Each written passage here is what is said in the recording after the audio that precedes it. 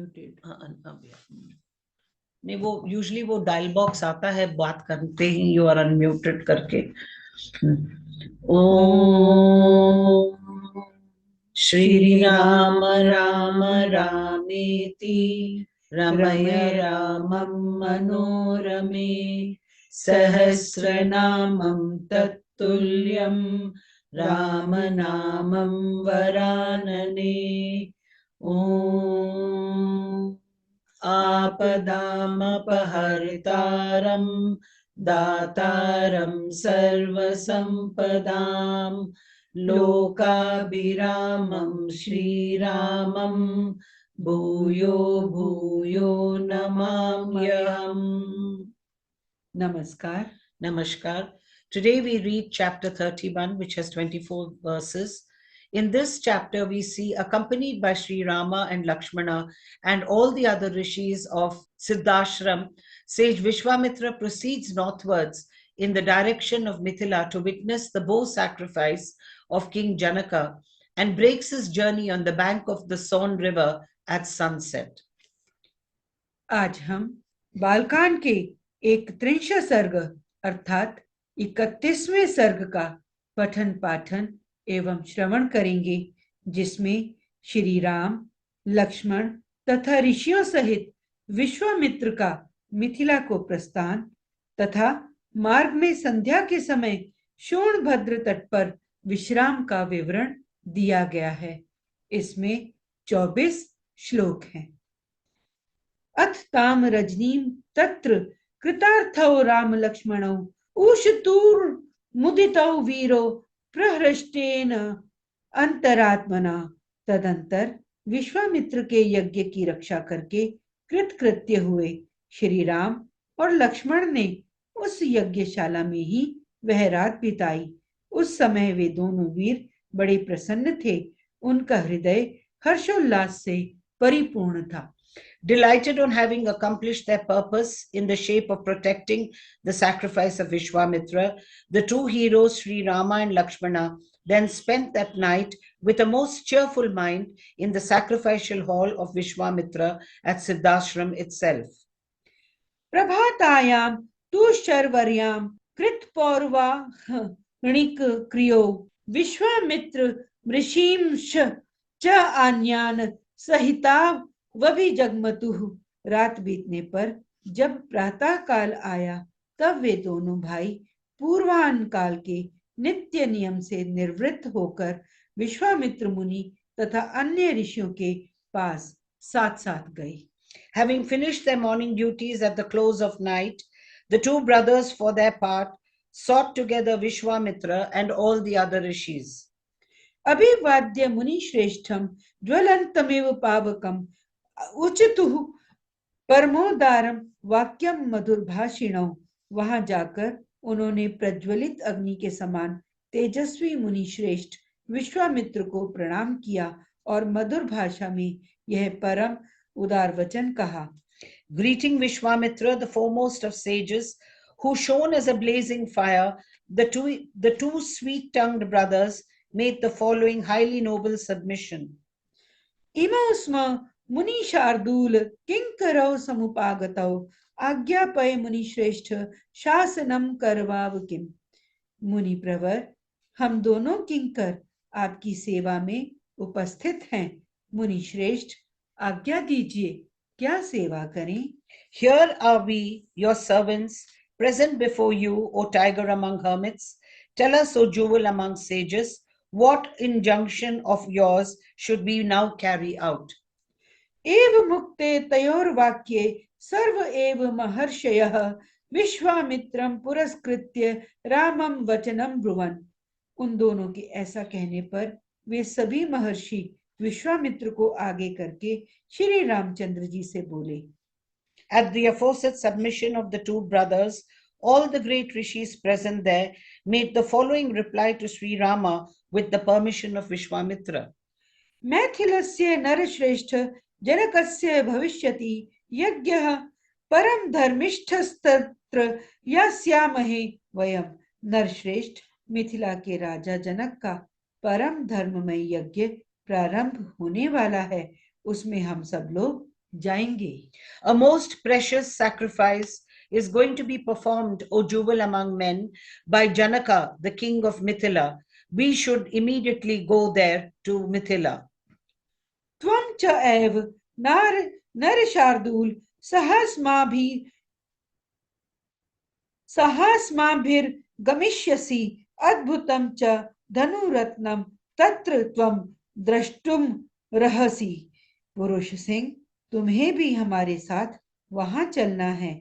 वहां एक बड़ा ही अद्भुत धनुष रत्न है, तुम्हें उसे देखना चाहिए।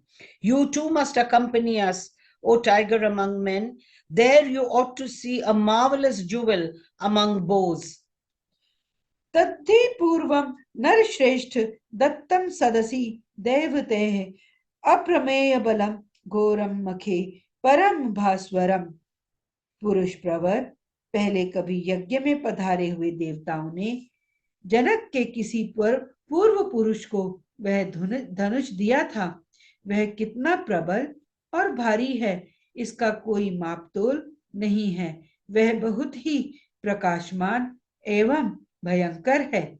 The bow, which is so terrible and supremely effulgent, and whose strength, the weight, cannot even be estimated, was actually presented in former times, O jewel among men, to a former king of Mithila, Devarata by name, in a sacrificial assembly by the gods, who had got it in their turn from Lord Shiva.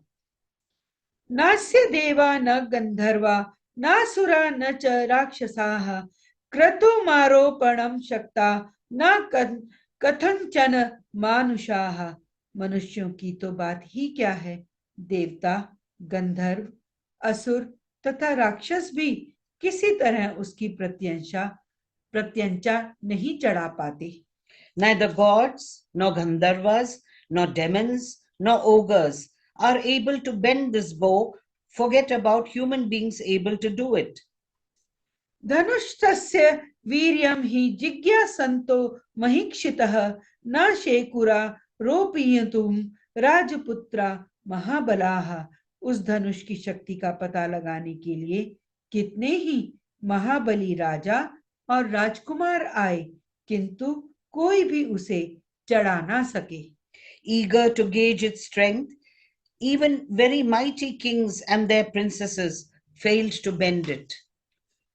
तद्धनुर नर शार्दूल मैथिलस्य महात्मनः तत्र द्रक्ष्यसि काकुतस्थ यज्ञं च परमा अद्भुतम। ककुतस्थ कुलनंदन पुरुष सिंह राम, वहां चलने से तुम महामना मिथिला नरेश के उस धनुष को तथा उनके परम अद्भुत यज्ञ को भी देख सकोगे। There, O Rama, dear scion of the Kakutastha clan, you will be able to see that bow of the high-souled king of Mithila, as well as his most wonderful sacrifice, O tiger among men. तद्धि यज्ञ फलम तेन मैथिलेनोत्तमं धनुः याचितं नर शार्दूल सुनाभम सर्वदैवतेः। नर श्रेष्ठ मिथिला नरेश ने अपने यज्ञ के फल रूप में उस उत्तम धनुष को मांगा था, अतः संपूर्ण देवताओं तथा भगवान शंकर ने उन्हें वह धनुष प्रदान किया था। उस धनुष का मध्य भाग, जिसे मुट्ठी से पकड़ा जाता है, बहुत ही सुंदर है। That excellent bow, well formed at the center, where it is held by the fist, was indeed solicited by the aforesaid king of Mithila as a reward for the sacrifice and gifted as such to him by all the gods. आयाग भूतम नृपतेस्तस्य वेश्मनि राघव अर्चितम विविधैर्ग गंधैर धूपैश च गुरु गंधिभिः। रघुनंदन, राजा जनक के महल में वह धनुष पूजनीय देवता की भांति प्रतिष्ठित है और नाना प्रकार के गंध, धूप तथा अगुरु आदि सुगंधित पदार्थों से उसकी पूजा होती है। Worshipped with sandal paste of various kinds and incenses emanating the smell of aloe wood, it stands enshrined in the palace of the king as an object of worship, O scion of Raghu. एव मुक्त्वा मुनिवरः प्रस्थानम करोत तदा सर्षि संघ सका कुतस्थ आमंत्र्य one देवताः। ऐसा कहकर मुनिवर विश्वामित्र जी ने one देवताओं से आज्ञा ली और ऋषि मंडली तथा राम लक्ष्मण के साथ वहां से प्रस्थान किया।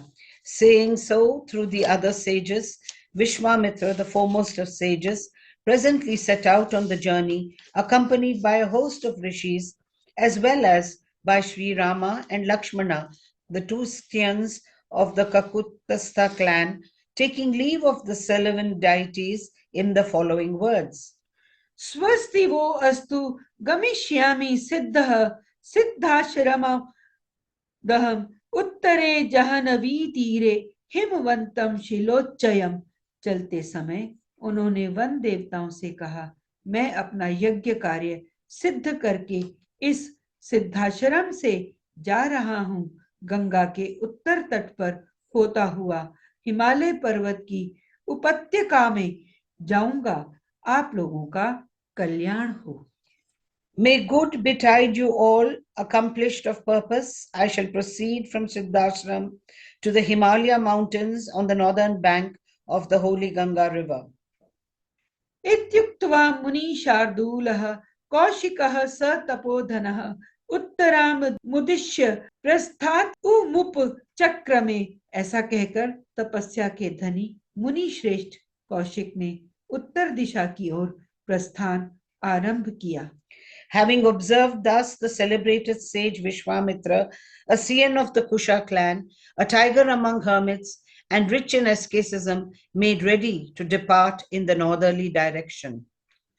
Tam vrajantam munivaram anvagad nussarinam shakati shatmatram tu prayane ब्रह्मवादीनाम। उस समय प्रस्थान के समय यात्रा करते हुए मुनिवर विश्वामित्र के पीछे उनके साथ जाने वाले ब्रह्मवादी महर्षियों की 100 गाड़ियां चली। No less than 100 carts full of load, consisting mostly of the requisites of a sacrifice, belonging to his followers, who were all exponents of the Vedas, accompanied Vishwamitra as he proceeded on his journey. मृग पक्षी गणाश्चैव सिद्धाश्रम निवासिनः अनुजग्मुर महात्मना महात्मानं विश्वामित्रम तपोधनम। सिद्धाश्रम में निवास करने वाले मृग और पक्षी भी तपोधन विश्वामित्र के पीछे पीछे जाने लगे। Even herds of beasts and flocks of birds dwelling in the Siddhashram followed the high soul Vishwamitra, whose only wealth was his asceticism. निवर्तयामास ततः सर्षि संघ स पक्षिणः ते गत्वा दूरं ध्वानं लंबमाने दिवाकरे वासं चक्रुर्मुनिगणाः शोणाकूले समाहिताः ते अस्तं गते दिनकरे सनातवा हुताशनाः। कुछ दूर जाने पर ऋषि मंडली सहित विश्वामित्र ने उन पशु पक्षियों को लौटा दिया।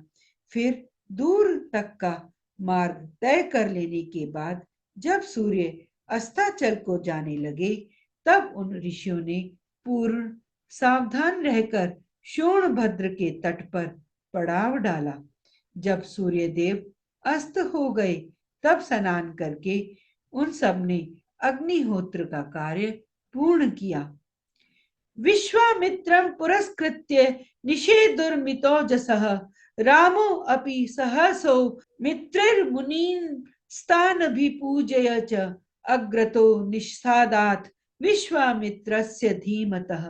इसके बाद वे सभी अमित तेजस्वी ऋषि मुनिवर विश्वामित्र को आगे करके बैठे। फिर लक्ष्मण सहित श्री राम भी उन ऋषियों का आदर करते हुए बुद्धिमान विश्वामित्र जी के सामने बैठ गए। अथ रामो महातेजा विश्वामित्रम तपोधनम पप्रच्छ मुनिशार्दूलम कौतूहल समन्वितम। तत्पश्चात महातेजस्वी श्री राम ने तपस्या के धनी मुनि श्रेष्ठ विश्वामित्र से कौतूहल पूर्वक पूछा, भगवान को वयं देशः समृद्ध वन शोभितः श्रोतुमिच्छामि भद्रम ते वक्तुर्महसि तत्वतः। भगवान, ये हरे भरे समृद्धिशाली वन से सुशोभित देश कौन सा है? मैं इसका परिचय सुनना चाहता हूँ। आपका कल्याण हो। आप मुझे ठीक ठीक इसका रहस्य बताइए। नोदितो रामवाक्येन कथ्यामास सुव्रतः तस्य देशस्य निखिल ऋषि मध्य महातपाः। श्री रामचंद्र जी के इस प्रश्न से प्रेरित होकर उत्तम व्रत का पालन करने वाले महातपस्वी विश्वामित्र ने ऋषि मंडली के बीच उस देश का पूर्ण रूप से परिचय देना प्रारंभ किया। Thereupon, Vishwamitra, accompanied by a host of seers, persuaded the birds as well as the beasts to return. Having covered a long distance, the hosts of hermits accompanying Vishwamitra concentrated, and the sun now declining broke their journey on the bank of the Sona river. Having bathed in the river and having worshipped the sacred fire, when the sun had set, the sages, who were all possessed of immense glory, sat down, placing Vishwamitra at their head. Paying their homage to the aforesaid sages and greeting them all, Sri Rama too, accompanied by Lakshmana, presently sat down facing the wise with Vishwamitra. Now Sri Rama, who was possessed of exceptional glory, asked Vishwamitra, who is a tiger among sages, whose only wealth was his asceticism, with great curiosity as follows. What land could this possibly be, graced with a thriving forest? O venerable sir, I wish to hear of it. Be pleased to tell me accurately about it. God bless you. Prompted by the aforesaid question of Sri Rama, the great ascetic Vishwamitra of noble vows proceeded to speak elaborately about that land in the midst of the seers accompanying him. इत्यार्षे श्रीमद् रामायणे वाल्मीकीये आदिकाव्ये बालकांडे 31 सर्गः। इस प्रकार श्री वाल्मीकि निर्मित आर्ष रामायण आदि काव्य के बालकांड में 31वां सर्ग संपूर्ण हुआ। Thus ends Canto 31 in the Balakand of the glorious Ramayana of Valmiki, the work of a rishi and the oldest epic. Om Shri Rama Rama Rameti Ramaya Ramam Manorame Sahasranamam Tattulyam Ramanamam Varanane. Om Apadam Pahartaram Dataram Sarvasampadam Lokabhiramam Sri Ramam Bhuyo Bhuyo Namamayam. धन्यवाद। धन्यवाद।